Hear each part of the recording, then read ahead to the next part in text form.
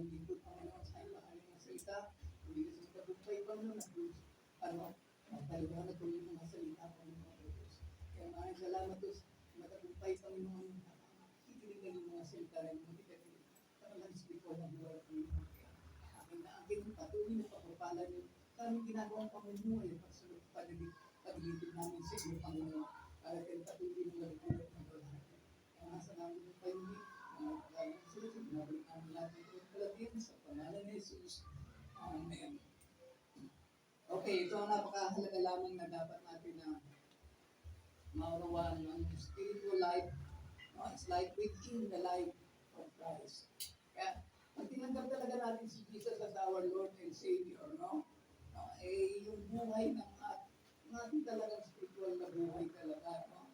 Ay napakalaga na dapat natin na ang gawa talaga kung sino talaga si Jesus sa ating buhay. Yun ang napakalaga niya. Okay. Sa introduction lamang ng aking babahagi sa inyo itong tungkol na sa spiritual life has three sides. No? Ang ibig sabihin nito ay ito na sinabanggit ko sa inyo, no? Yung life to its finest. No? Sa Galatians chapter 2 verse 20, di ba? Nakalagay niya, I am crucified with Christ because it is no longer I, but Christ, lives in me. And the life which I now live in the flesh, I live by the faith of the Son of God who loves me and gave Himself for me. So yan ang life to its finest. Now, ibig sabihin niya, we must recognize the sins that we have committed to God. So we must be good, better, and best, no, in our lives. Yan ang napakalaga. No? A life to its finest, no? So kailangan I'm crucified because it's no longer I, but Christ lives in me. Kaya dapat sa ating pamumuhay ay kinakailangan tayo laging maging good, better, and best. Hindi yung good lang. Marami lang good. No? Pag nagkaroon ng problema, ano na nangyayari? Pero sabihin niya, pagka nagkaroon ka ng problema, good ka nung una. Nagkaroon ka ng problema, nag-pray ka talaga sa Panginoon, talagang inasahan mo talaga ang Panginoon. Oh, better yan. Ha? Yung best naman, pagka nagkaroon ka talaga ng matinding problema, mga pananakit ng lupang katawan mo, ang gagawin mo? Yun, nakalugod ka na, pray ka pa rin. Kaya, yan ang sinasabi ko na sa inyo. Good, better, and best. Dito sa inyo, nagpe-pray pag nagkaroon kayo ng kinakakatama kayo ng pinaka-matitinding mabigat na problema po. Yung mga iba, pag may problema na, hindi na nagsisimba. Pag na-solve na yung problema, saka lang mapalit sa simbahan. Kaya na sinasabi, good, better, and best. Kaya nang binabanggit sa akin ng mga pastor na naging mga estudyante, yung mga napayag ko sa mga naging mga church members sila. Kaya yun ang naging epekto niya talaga. Tandaan niya na, good, better, and best. Sabi nga lang, pagka may mga problema yung mga church member na, hindi nasisimba. Pag nasolve na yung problema, saka lang nagsisimba uli. So, kailangan natin good, better, and best. Like to its finest. Ikalawa nga, like to its pardes. So, sa Philippians 1:21. For to me to live is Christ, and to die is gain. So, kailangan we must acknowledge the sins that we have committed before God. No? At pagka na-acknowledge natin talaga yan, no? Alam niyo na talagang, no? Kasi for to me to live is Christ. Kailangan nakita yung, no? First, needs, and last. No? So, parang kumpleto natin talagang paglilingkod sa ating Panginoon. No? First, needs, and last. So, sa una, sa kalagitnaan, hanggang sa matagumpay tayong lahat sumalubong sa ating Panginoong Jesus. No? light to its farthest. Yung kahabaan talaga ng ating, no? Talagang paglilingkod talaga sa Panginoon, ano? Kasi mo naman, yung light to its fullest, no? Hindi ito sa 3 John verse 2, no? Kaya tayo, mas mahalaga talaga yung sa John chapter 10 verse 10. John chapter 10 verse 10. I come that you might have light and that you might have it more abundantly. Yung abundantly na yan, kaulugan niyan ay no, blessing ng Panginoon talaga yan. Alam niyo yung blessing ng Panginoon, yung abundantly na yan? I come that you might have light and that you might have it more abundantly. Nang blessing yan talaga ng ating Panginoon yan is physically, materially, financially, materially, physically, and spiritually. So yun ang napaka-halaga na abundantly na binigay ng Diyos sa atin yan. No? Yan ang abundantly meaning blessing talaga. Yan ang blessing ng Panginoon sa atin na binigay niya. No?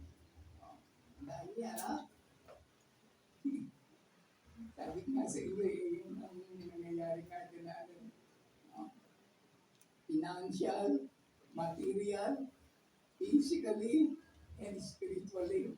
No? Kasi physical, paano nagkaroon ng malaking problema yung katawan ninyo pa nga. No? So, yung panalangin talaga ninyo ang napakahalaga niya. Kaya nga sabi nga sa inyo, no? Yung life is fullest, no? Ito talaga yung talagang pagpapala ng ating Panginoon God sa atin. No? Yung financial, no? Ito sabi nga sa inyo, cute pa ako eh. Yung pera ay talagang cute pa ako. Nagkaroon ako ng maraming pera dahil nga sa aking ginagawa na pag-awit ng bakit sa lang, lalapag si-share ko rin ang salita ng Diyos. Bago mag-preach yung tatay at nanay ko, maraming mga church members sila na pagpapala sa akin, binibigyan ako ng pera. Cute pa lang ako nun. Hanggang sa maging cute ako. Yung pera talaga, wala naging problema sa pera. Ang sa kalukuyan, dami pa rin talaga, pera talaga. Why? Hindi ko man pinapansin ng pera. Hindi yung pag nagkulang ng pera, sinasamba mo ng pera. Hindi ganun. No? Hindi, ang napakalaga pa tayo ikaw spiritual, yung pera, pinapasalamat mo lamang sa Panginoon. Kasi napakalaga sa pera, yung pagkain natin. Sabi nga sa inyo, napakalaga lang ng pera ko, yung pagkain. Yun lang ang pinabibili ko. Pagkain ko. Walang namimili sa landmark kasi pinakamahalagang binibili ko yung ilupin. No? Kaya ko rin yung mga ibihin ng Gatorade. Kaming absolute. Isabihin, ang napakahalaga lamang sa atin na sa pera ay hindi natin sasambahin yan. No? Hindi, kung ikaw ay spiritual, ay talagang ang Diyos ang laging mong tatawagin, no? Para maging bahagi ng buhay mo. Okay, so yan ang nais ko lamang ibahagi sa inyo, pero ito nga, no? Ang aking babahagi sa inyo ay talagang 3 manifestation of this light within the light of Christ. Yan, ito na ibabahagi sa inyo, no? Ang spiritual life has spiritual birth. Yan. Yan, Gusto yung spiritual na pananaman natin. Yan. Kalawa, the spiritual life has spiritual body. Yan sabi sa inyo. Kamusta yung katawan natin? Tinanggap natin si Jesus as Lord and Savior. Kamusta yung katawan natin? No? Spiritual body. Paano yung spiritual body? Kasi katlo naman, spiritual life as spiritual house. Okay, yung spiritual house na ito, yung church ng Panginoon ito, no? Spiritual house. Kaya, bilang spiritual na buhay, napakahalaga, no? Ay ang spiritual house ng ating Panginoon. Di ba? So, yun ang napakahalaga natin dahil sa ating ginagawa pag-worship sa ating Panginoon sa spiritual house, yun ang pinakamahalaga sa Panginoon para siya ay malugod at malalaki. What else? na ito napakalaga dapat malaman natin, no? No?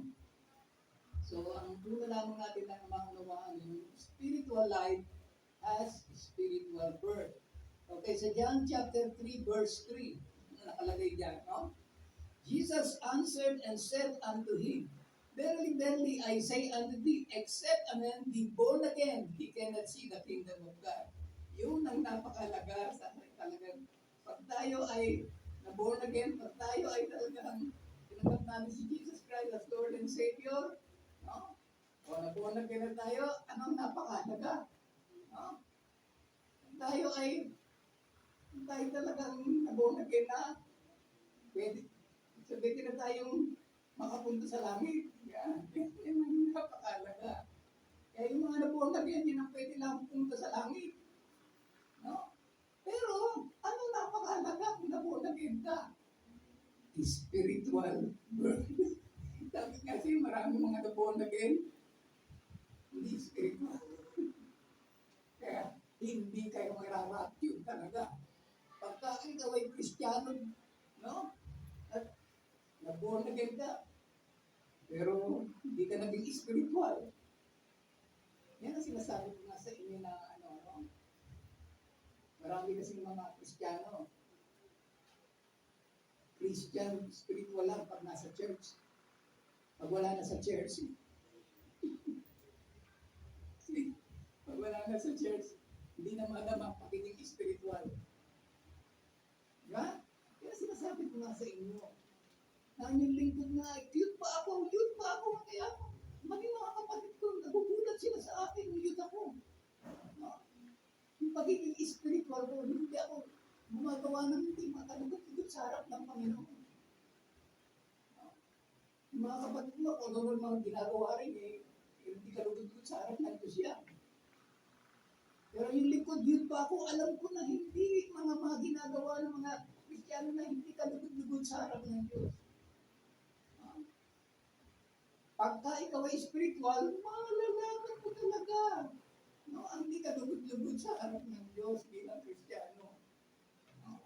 Kaya ito dapat yung mga unawaan dito, no? Except a man be born again, he cannot see the kingdom of God. No?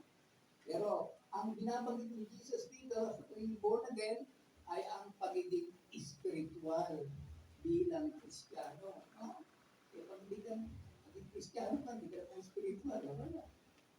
Yan sinasabi ko na sa inyo na ako ay talaga ay nagtuturo ng salita ng Diyos, no? Lalo na sa mga talagang very independent ng mga pastor.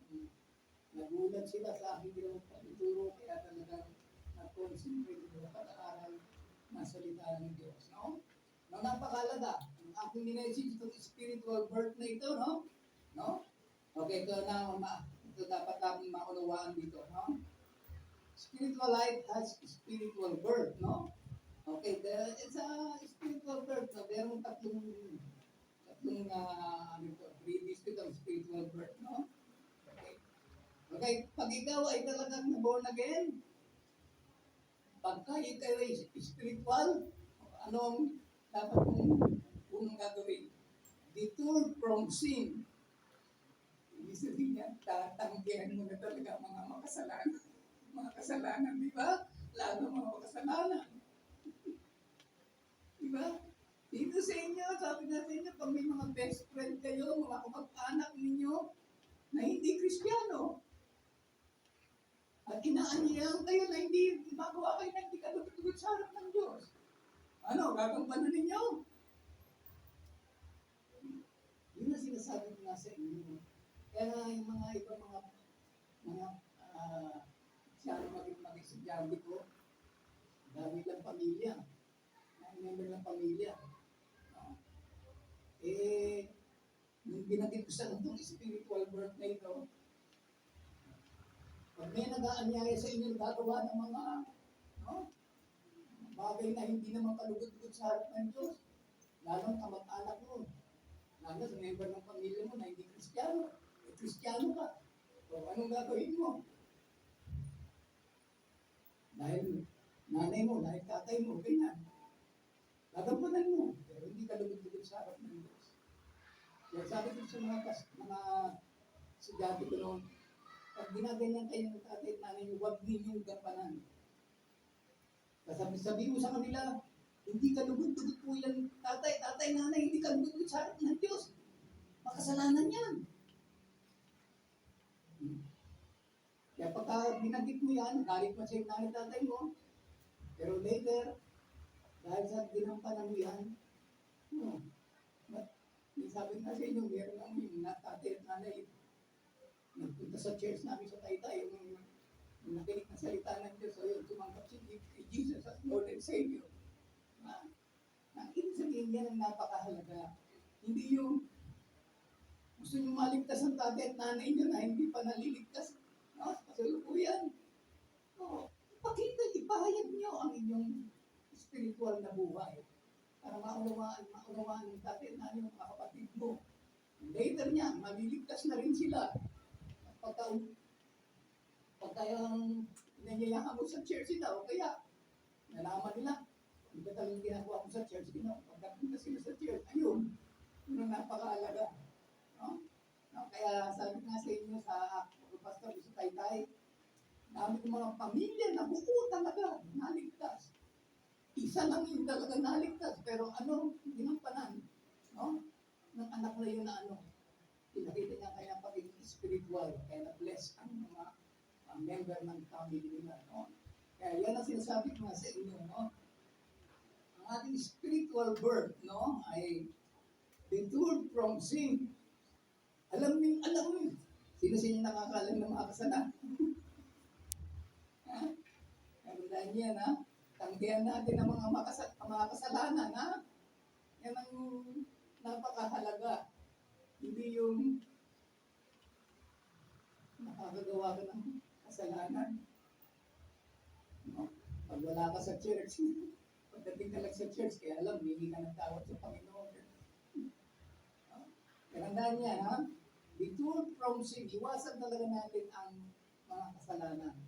Pag ikaw ay naging Kristiyano talaga at ikaw ay spiritual, alam mo talaga, ang hindi ka lugod-lugod sa harap ng Panginoon sa mga kasalanan. Kailangan madadama mo talaga ang hindi ka lugod sa harap ng Diyos pagkasalanan o dahil ikaw ay spiritual. Kaya pagka spiritual ka, malalaman mo talaga hindi ka lugod sa harap ng ating Panginoon Diyos. Dalawa, detached from the world. Ano to? Iwalay natin ang mga worldly pleasures, no? Sabi nga sa inyo, ang worldly pleasure ay talagang maraming mga Kristiyano nandiyan. Sumasama sa worldly pleasures.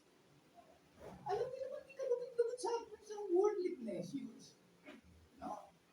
Alam niyo naman na talagang pagka ikaw ay lalo na sumama ka sa akin. Ibenta mo itong dagdagan mo yan para magkapera ka. Sabihin, lakihan mo yung amount niyan para magkapera ka. Para na magkapera yun, magawa ka ng naalip na tumulong ka sa mga taong kaibigan mo, kaya pagdadayain mo. Kaya yun ang sabi ko nga sa inyo, kung worldly pleasures talaga ay pinakamalaga dahil sa kaligtasan, kaya gumagawa talaga ng kasalanan dahil nasa pera. No? Kaya sa worldly pleasures, talaga yan ang napakalaga. No? Kapag gumawa tayo talaga ng worldly pleasures, ay hindi talaga kalugod-lugod sa harap ng Diyos yan. No? Kaya yan ang pinabahid mo nga sa inyo. Huwag kayo tumibon sa mga worldly pleasures. Dahil ang mga best friend nyo, mga anak nyo. No? Dahil alam nyo hindi maganda talagang gagawin nyo, pero dahil sa nasabi ng tatay at nanay mo, kung ang kamag-anak mo. No? So, napakalaga nyo ang pagka pinatunayan mo talaga ang kalugod sa atin ng Diyos, mapapapala talaga ang mga kamag-anak nyo.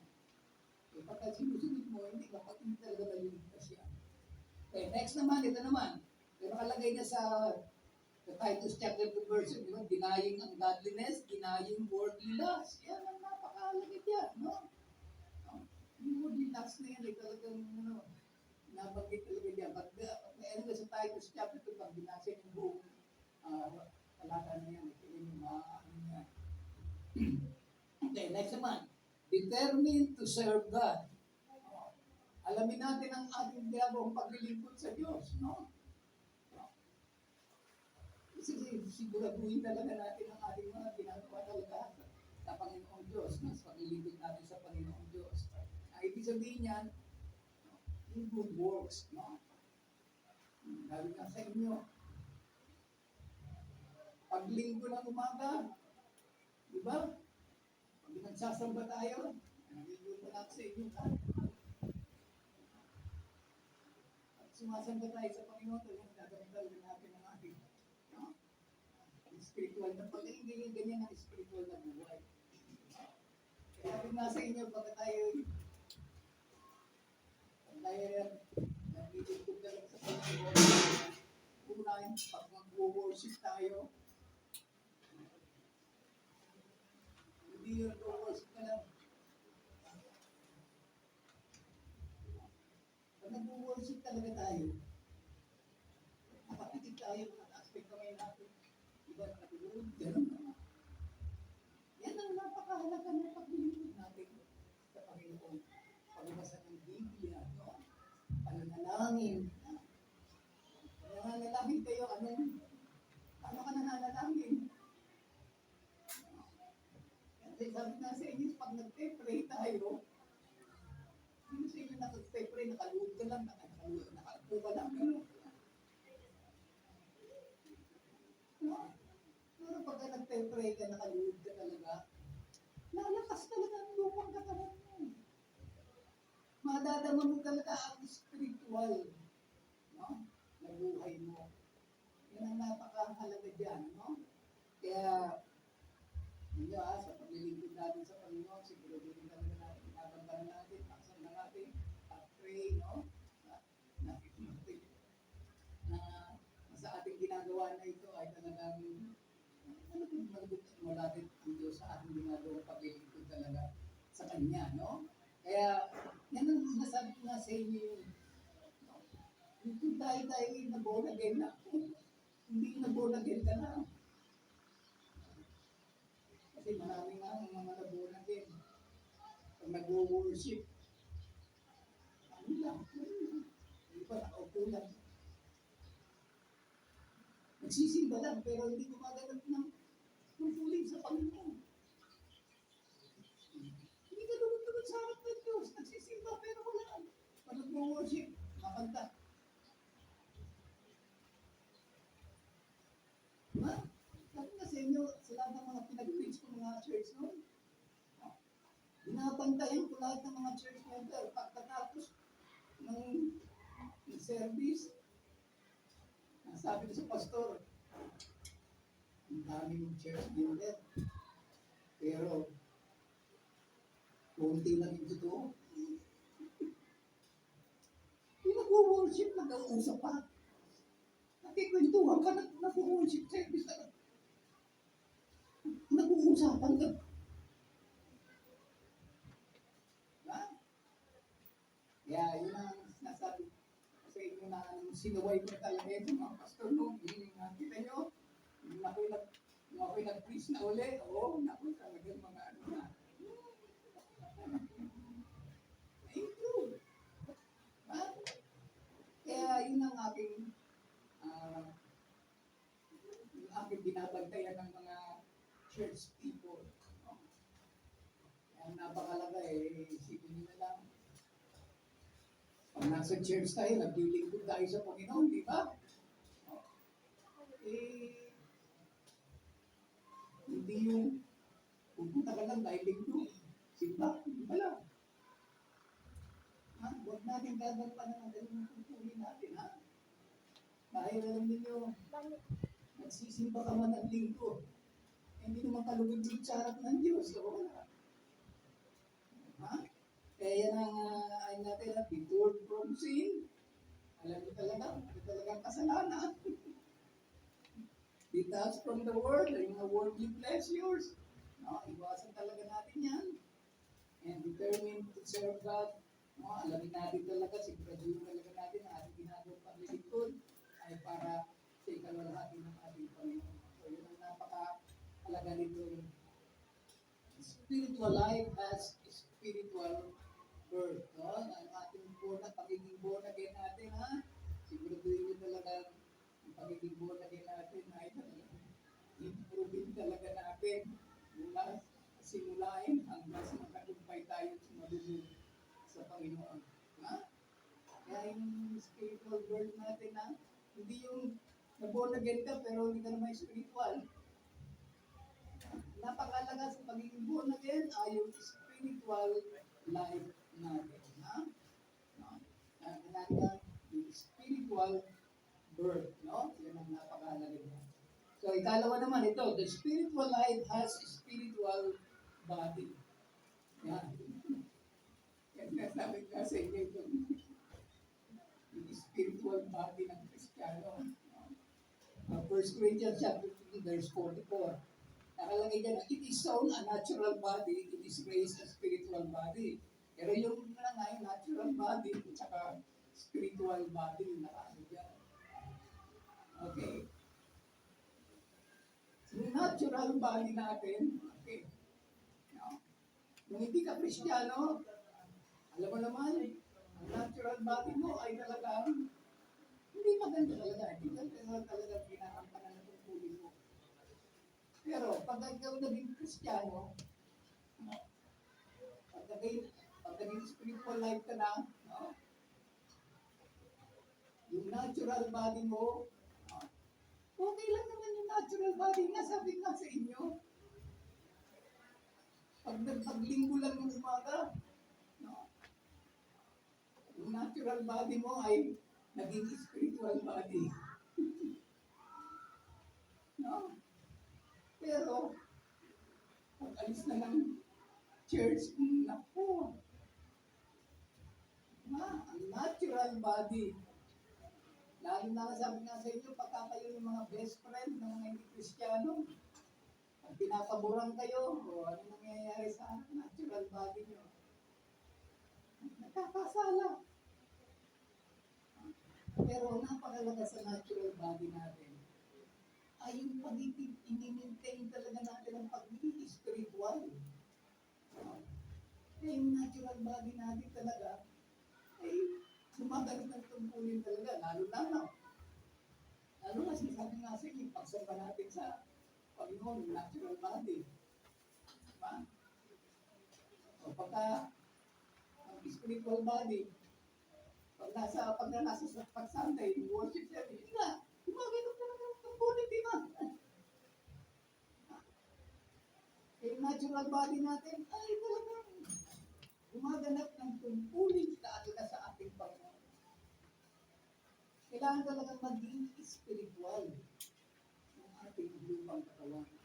Kaya, ito sinasabi ko nga sa inyo, hindi yung pagkatapos na ng church, ano nangyayari sa natural body natin, gumaganap ng tungkulin ng hindi kalugod sa harap ng ating Panginoon Diyos.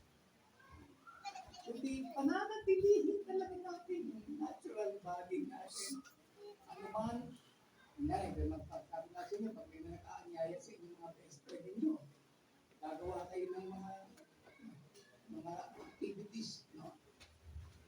Pero alam niyo, hindi ka lugod sa harap ng Diyos. May anong gagawin mo? Dahil best friend mo yan, o dahil kamag-anak mo yan, kailangan maging ganun yung pagpapala ka sa mga ganun. Para maligtas ka maging mga best friend mo, mga kapag-anak mo. Pahayag mo talaga ang katotohanan ng pagiging spiritual na katawan mo. Alam mo naman kung hindi ka nagiging sarap ng Diyos. Kasalanan yan. Di ba? Kaya, natural body natin, tandaan niyo yan. No? Wala man tayo sa church, wala tayo sama, ang ginagampanan natin yung pulis sa Panginoon sa ating gawain sa Panginoon. Diba? Kaya sabi na sa inyo, yung lingkod, yung pa ako mula Lutis hanggang Biyernes talaga. Hinarap ka ng pagtungkulin sa Panginoon. No? Kaya sabi nga nung kapatid ko, paano kung kaka-income yan, hindi ka nagtatrabaho? Kung ka lang Bible study ka lang, tulong ka lang ng Bible. Sabi ko sa kanila, hindi problema ang pera. Pag ako nagbabible study, hindi ko problema ang pera. Kasi kung nagbabible study, kung dami nagbibigay ng pera sa akin, yun ang hindi nila nalalaman. Hindi kasi sila nagbabible study, hindi sila nag-aaral ng Biblia. No, ano nangyari sa mga kapatid ko? Sabi ko nga sa inyo, nagkaroon ng sakit ang lupang katawan. Ha? Nagpapa-hospital sila, nagpapadoktor sila, nagpapagamot sila. Ha? Kaya yun ang sinasabi ko nga sa inyo. Ang hiling ko kayo talagang dahil sa spiritual na katawan. Ay talagang pananatilihin talaga natin talaga nakalugod sa harap ng ating Panginoon Diyos. No? Kaya, dahil yan, yung natural body natin, tingin nyo yung natural body ko, ano nangyari? Wala namang problema sa akin, natural body, wala. Sabi nga sa inyo, siya ang naging anak ko. Pero, ngayon, yung asawa ko eh, no? Sinabi nga nung tatay at nanay niya, tsaka kapatid niya, huwag mo nang pakasalan ang kapatid ko na yan. Kasi mamamatay na yan. Mistik yan. Sinabi ng doktor, mamamatay na yan. Sabi ko sa kanya, papakasal na kami. Magpapaskot kasi kami. Sabi ko, mamamatay na yan. Sige. So, pinag-pray ko lang talaga yan namin. Dahil sa nag-aaral na kami sa Bible School nung magulat yung pamilya niya. Napakasal kami. Yung nabuntis na. No? Kasi talagang nagpakasal na kami. Nabuntis ka agad. Ganun. Tapos may mga anak, nagulat yung magulang, nagulat yung pamilya. Kung ano nangyari sa pamilya niya. O, naaligtas sila. Paskul pa yung ibang mga kapatid niya. Ang aking asawa na ito. Kaya sabi ko nga sa inyo, ito lang, itong napakalagay yung spiritual na buhay natin. Wala akong ano po, pray lang. Pagka ikaw ay nakakadama ng ng pananakit, ng sakap ng lupang katawan natin. Yung spiritual body natin. Kung spiritual talaga ang body mo, bakit? Yung natural body mo, pag nakakadama ng pananakit yan, ano man ang ano yan, tandaan nyo, pray lang tayo dahil kung ikaw ay talagang ang katawan mo talagang spiritual, huwag ka talagang mag-worry. Kundi, kung ano man nagagawa mong panakit ng lupang katawan mo, pray mo lang. Jesus name, cast it out. Diba, tapos na sa inyo, ang panalangin ko tuwing umaga, pinagpe-pray ko talaga ang aking lupang katawan. Mula ulo hanggang talampakan. O, tingnan niyo. Mula pa ng cute ako, mula ulo hanggang talang. Lord, salamat pag nakita ang aking ulo. Thank you for giving me that. In Jesus' name, God, in the name of Jesus. Lord, aking talampakan, ang pananakit ko, cast out, in the name of Jesus. Cute pa ako. Mula ulo. Mukha. Yan. Lahat ng bahagi ng aking lupang mula ulo ng aking talampakan. Mula pa ng cute ako. I-pray na ako. Hanggang sa kaluluyan, ganun din. Nakaluot pa rin ako, nakataas ang kamay ko gano'n. Tingin nyo, walang hospital, walang dapat, walang ano. Safe pa rin ang kalagayan mo. Yung lupang katawan yung hindi ko. Ganyan yan, Natural body, Pero wala na. Sabi yung spiritual body. Nadadama ba din yung spiritual body? Kaya sabi ko nga sa inyo, marami talaga na pagpala. Mga tao sa sinigil ko. Dahil sabi nga, di ba? Diba si Pastor Dan Jefferson eh. Umuwi ng-preach sa anniversary niya nun eh. Binanggit ba naman sa atin? Hindi po. Ito talagang si Alicia. Hindi niyo nga yung sarili ko, mas matanda pa ako kaysa sa kanya. Ginanon pa naman yung Pastor Dan. Nasabi ko, mas matanda pa rin siya kaysa sa akin. Sabi, nadadama niya talaga yung nais. Kasi nga, yung sabi nga sa inyo, yung mga lupang katawan ng mga ano, di ba? Kaya, mag-iingat kayo ng lupang katawan ninyo sa magitan ng panalangin ninyo. Panatilihin niyo talaga ang lupang katawan niyo ng spiritual.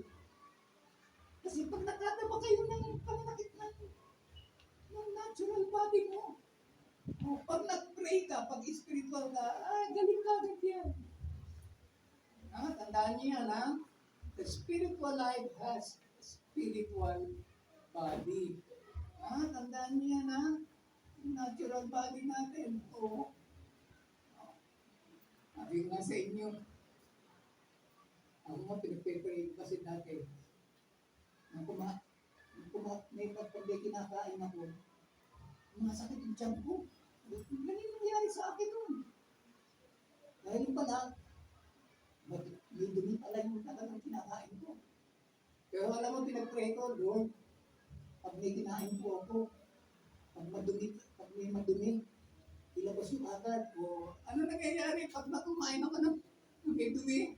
O, nilalabas ka agad. Nilalabas ng Panginoon. O, sabi ko, talagang, bakit talaga yung prayer ko talaga? Sabi ko, Lord, pag may kinain ako ng madumi, may dumi, alabas mo na. Pagkatapos mo kumain ako, siya pa agad ako, labas mo. Ganun nangyayari sa akin. Pag may kinain ako talaga ng dumi ko, nilalabas na yung Panginoon sa akin. Ayun ang prayer ko eh. Kasi sasakit ang tiyan ko, sabi mo gano'n. Tandaan niyo yan, ha? Natural body natin, tandaan niyo yan. Kaya nga natural body, alam niyo bakit? No? Kasi talagang, dahil natural yan, makakanda ka talaga ng pananakit niyan. Pero dahil spiritual, no? Dahil spiritual na buhay mo, tandaan niyo yan. Yung spiritual body mo na yan, pag pinag-pray mo kagad yan, labas na ka. Galit kagad yan. Alam niyo yan, ha? Yan ang, alam niyo yan, ha? 1 Corinthians 15:44, ha? Yan ang napakahalaga ng mga talata. So, sa banal na kasulatan, na dapat natin i-apply yan, no? Okay, now, ito naman ang pinaka-mahalaga. Alam niyo, itong spiritual life na ito, anim kasi ito eh. Anim mga ano niya, ano? Tatlo lang, una lang tatlo natin, no? Susunod lang na message ko yun. Tutuloy-tuloy yung tatlo pa. No? Sabi niya, spiritual life, tagal na rin. Okay. Now, ito naman yung tatlo. The spiritual life as spiritual house. Yung spiritual na buhay natin, nasa spiritual house. O, yan ang church. Anong church yan, ano? Yung spiritual na buhay talaga natin. No? Sa church natin ay talagang napakahalagang ginagampanan natin, no?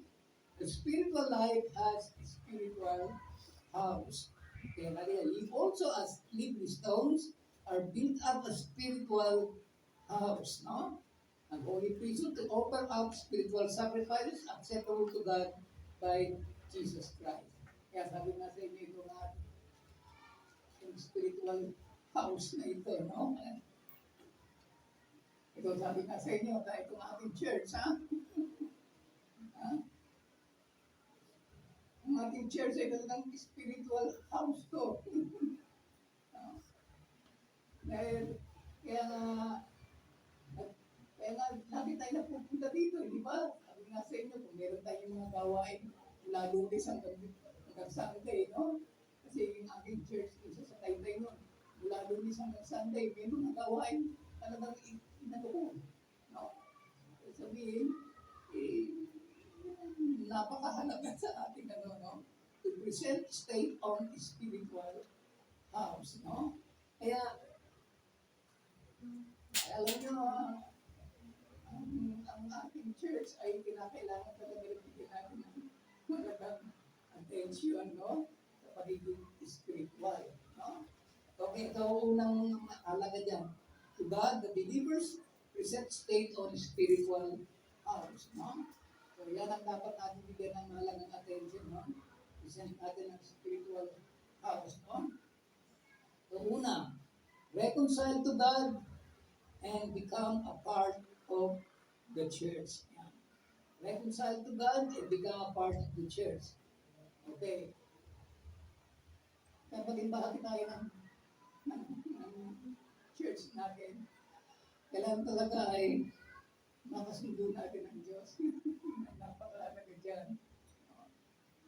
Sa ating talagang church, no? Siguraduhin talaga natin na talagang makasundo talaga natin ang ating Panginoon Diyos, no? To become a part of the church. Para talaga tayo maging bahagi ng ating church, siguraduhin talaga natin na kasundo natin talaga ang ating Panginoon Diyos. Pagkasundo natin ang ating Panginoon Diyos, di ba? Sa ating ginagawang pagsamba talaga sa church, di ba? Nagampanan natin ng mahalaga, no? Kasi that He might reconcile both unto God in one body by the cross. So, sa part of the church, no? So, tandaan ninyo sa ating church, no? Gagampanan talaga natin lahat ng ating tungkulin talaga natin sa ating church, no? Kaya pagka tayo ay nagpunta sa ating church, no? Siguraduhin talaga natin, meron talaga tayong ginagampanan. Para tayo maging bahagi talaga ng ating church, no? Kung talagang ito ay bahagi talaga ng ating church, anong ginagampanan mo? Anong ginagampanan tungkulin sa ating church, no? Kaya sinasabi ko nga sa inyo, no, sa ating church, no? Kung ano man ang talagang ating gagampanan, lalo sa pagsamba natin. Kaya nag-worship.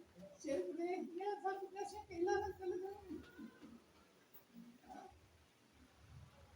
Hindi manood lang lamang, alin mga ibang church kasi pagka nag-worship, yung mga upuan, tinatabilan mo na.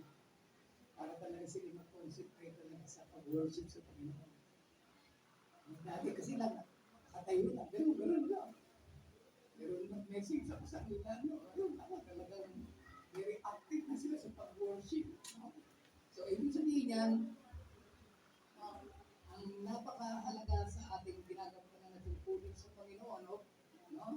Sa tahanan ng ating Panginoon. No? So, siguraduhin talaga natin na ang napakahalaga nga ay sabi nga sa inyo, spiritual na buhay tayo. Sa spiritual house ng Panginoon, siguraduhin talaga natin no? Ginagampanan natin ang tungkulin sa Panginoon para sa ikalwalhati ng Panginoon. No? Ang ginagampanan talaga ng Panginoon sa atin. Pag tayo nag-worship, no? Pag tayo nagsisimba, o anong gagampanan natin, no? Sa tahanan ng Diyos, siguraduhin talaga natin na yung nga sinasabi nga sa inyo, kaya nga excited na ang maraming mga tao sa church, no? Diba? Dahil sa ano? Yung ginagawa pa, samba, no? Lalo sa prayer meeting natin, gano'n. No? Kung tayo talaga ay excited talaga sa panalangin, tingnan nyo ang talagang katugunan ng Panginoon sa ating panalangin. Kaya yun ang napakahalaga sa ating lalo-lalo na. Sa ating ginagawa talaga yung pagsamba sa Panginoon, yun ang talaga napakahalaga na gagampanan talaga natin sa Panginoon. No? Para sa ikalwati ng Panginoon. Palahin natin talaga ang ating spiritual house, no?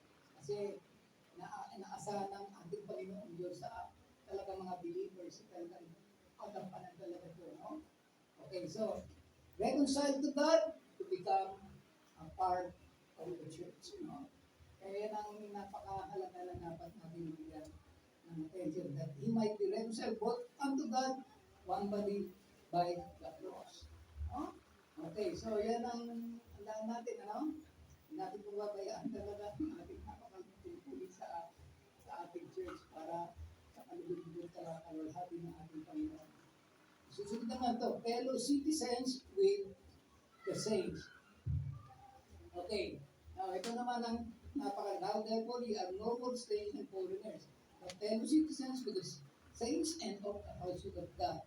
Okay, so ibig sabihin, hindi pa tayo mga Kristiyano, siyempre alam niyo naman ang mga kalagayan natin. Pero dahil tayo mga Kristiyano na, natin niyo, sa ating ginagawang sa ating mga pagtitipon talagang kasama natin talaga kasama talaga ng mga banal talaga, Ayun ang ating binibigyan ng malagang attention sa ating pag tayo ay fellowship, pag tayo nag-worship, di ba? Sabihin, hindi mo natin, pagka meron tayo mga kakasamahin talaga natin. Kasama natin talaga sa kailangan ipahayag mo ang iyong kabanalan talaga sa Panginoon. Yun ang napakahalaga talaga sa ating iglesia, Talagang dapat natin bigyan ng pansin ng mga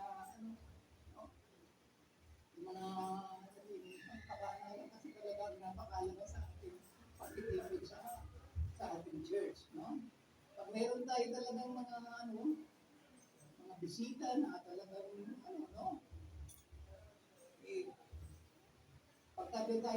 meron tayong bisita sa ating church, nakikita pag actually talagang banal, nakikita niyo mo kung talagang paano siya nag-worship, di ba? Yun ang napakahalaga. Kaya kakasamahin talaga natin. Meron tayong mga bagong mga bisita sa ating church, ang gagawin mo, iwasan niyo. Pero, hindi mo nalaman, ang galing pala magsama, galing galong. Yun ang sinasabi ko nga sa inyo na pag tayo nagkaroon ng mga bisita ng mga ating church, siguraduhin talaga natin na sila ay makasama natin, sabi, napakalakas sa church natin kabanalan, di ba? Yun ang napakahalagang tungkulin talaga natin, ang pagiging banal, sa household of God. So, yun ang napakahalaga na ating citizen. Gusto naman, build upon the true foundation. Alam niyo ibig sabihin ito? Build upon the true foundation. Ibig sabihin ito, ano man ang kalagayan natin, ano man ang kalagayan natin, tayo sa tahanan ng ating Diyos. Sabi nga sa inyo, sino sa inyo ang may nagsimba na sa atin na hindi kayo makatayo, hindi kayo naka-worship kasi sakit ng katawan ninyo. Kaya, nag-worship, hindi ka makatayo, hindi ka makataas ng kamay mo, sakit lang yung katawan mo. Kaya pagka masakit ang lupang katawan mo, talaga mag-worship ka, gano'n, Yan ang napakahalaga binabanggit sa inyo. Hindi, bakit ka nakaupo? Ang sakit ang katawan ko. Hindi ako makapag-worship. Dahil yan, kung nagsimba ka, sakit ang katawan mo, hindi ka makapag-worship. Kung katayo. Kung hindi ka masakit talaga yung katawan mo, nahirapan ka talaga tumayo, hindi ka mag-worship. Talagang gampan na magpupunin sa Panginoon. Tingnan mo. Gusto mong gumaling? Pag gusto mong gumaling kung sakit ng katawan mo, pag nag-worship, nagsama ka talaga, pagagaling ka talaga ng Panginoon. Hindi ka talaga pa rin magpupunin sa Panginoon. Lalong sasakit pa lalo ang iyong katawan mo. Andaan niya na build upon the true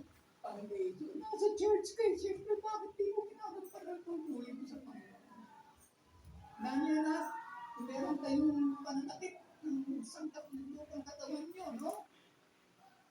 Pagka kayo ay nag-worship sa Panginoon, siguraduhin yung dampanin yung tungkulin sa Panginoon ninyo. Gagaling kay kaagad. Yan ang napakalaga dito, no? Jesus Christ Himself being the chief cornerstone. Ang ibig sabihin niyan, no? Talagang papatunayan ng Diyos talaga sa inyo, no? Sa tahanan ng Diyos, tatayo ka talaga. Pero, kailangan tumayo ka. No? Pero ito naman susunod yung nakauli. Ang habitation of God. Nakalagay dyan. In whom you also are builded together for an habitation of God through the Spirit. Ang ibig sabihin ito, si Jesus ay tinayo tayo upang maging tahanan ng Diyos sa Espiritu. Hindi na nangyari. Pag tayo ay tumayo nung una, no? Tinayo tayo ng Panginoon, no?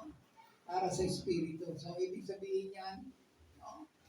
Yan ang napakalaga na madadama talaga natin. No? Kapag tayo talaga ay nakakadama ng ang nakita ng ating lupang katawan, pag nag-worship tayo, no? O, tingnan nyo, tumayo ka na. Sabi, tinayo ka na ng Panginoon. O, dahil sa ano? Sa Espiritu. Kaya pag talaga, naman mo, no, ang spiritual na buhay ng ating Panginoon, tingnan mo ang yung talagang nagampanan na tungkulin sa Panginoon. Na napakalaga talaga yung spiritual life. Na talagang napakalaga talaga ito sa atin, no? Sa pangalan na sa loob tayo ng church, siyempre, ang napakalaga ang ating spiritual na buhay. No? Yung gumaganap ng tungkulin natin sa ating spiritual house. Kaya nga ito nasabi sa inyo, no? Ang dito si Jesus ay tinayo tayo upang maging tahanan ng Diyos sa Espiritu. Kaya, para tayo talaga ay maging tahanan ng Diyos sa ating church, no? Tandaan niyo yan. No? Ang napakahalaga lamang dito ay tayo talagang gumaganap ng tungkulin talaga sa Panginoon sa ating church. No? Kaya ito napakaganda. Spiritual life as a spiritual house. Kaya, nasabi ko nga sa inyo, itong napakahalaga ng ating ginagawa mga kapitipon. Dahil sa susunod nga na ito, mas matindi pa ito na itong aking babagi sa inyo.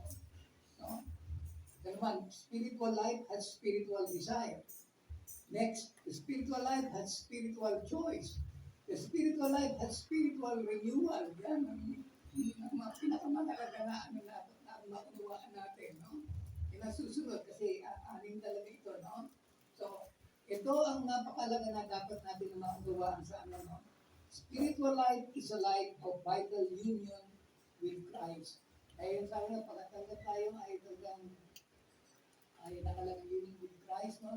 Sabihin, ginagampanan natin lahat ang tungkulin sa ating Panginoon para sa natin Panginoon, yun ang pagiging spiritual. No? Siguraduhin talaga natin, ginagampanan natin tungkulin sa Panginoon para maging talugod-tugod ang ating Panginoon Diyos. No? Yan ang tinatawag natin na spiritual life.